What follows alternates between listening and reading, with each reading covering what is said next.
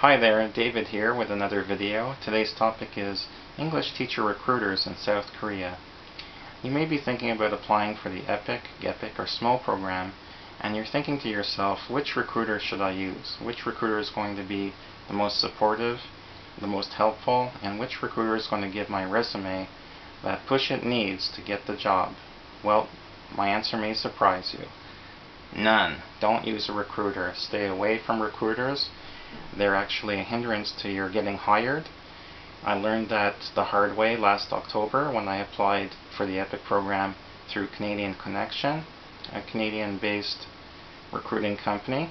And basically what I learned is when you hire a recruiter, it doesn't facilitate communication between you and the hiring organization such as EPIK.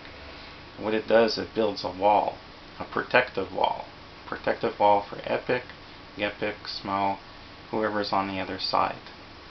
And I'll tell you what happened. I got an email from Jin Kang of Canadian Connection with a bizarre request from EPIK. The request was this. EPIK wanted a letter from my high school in Montreal, Canada, which I attended 35 years ago, attesting to the fact that my education was in English. Now this is the most unreasonable request that I've seen in a long time, because they could have just contacted my reference, Mr. Kim, down in Daegu. Mr. Kim was my co-teacher at a junior high school in Daegu from 2004 to 2005. Or they could have contacted Miss Jin Kang, who's a Canadian citizen, and who gave me a Skype interview on October 7th. Anyway, I really want to know who in EPIK made this request. I wanted to have a name, so I contacted Canadian Connections twice.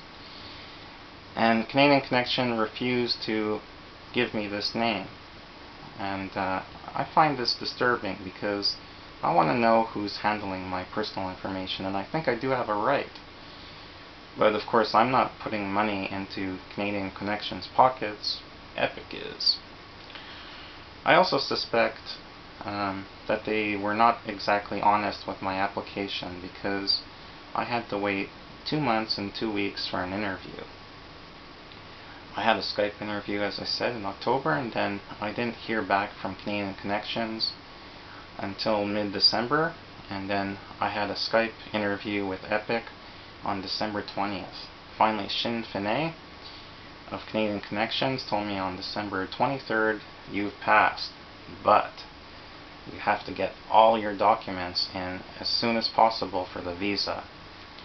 And of course, having the Skype interview that late was disastrous for me, because the universities were closed until January 10th, and I couldn't get my official transcripts, and then I missed the final deadline by 7 or 10 days. I did get the docs in, and I also along the way told EPIK through Canadian Connections, I'm getting this document, I'm getting that document, but they wouldn't cut me any slack. So anyway, that's my story, folks. Thank you for watching, and by all means, apply directly to these programs and other employers in Korea. Just stay away from recruiters. Cheers.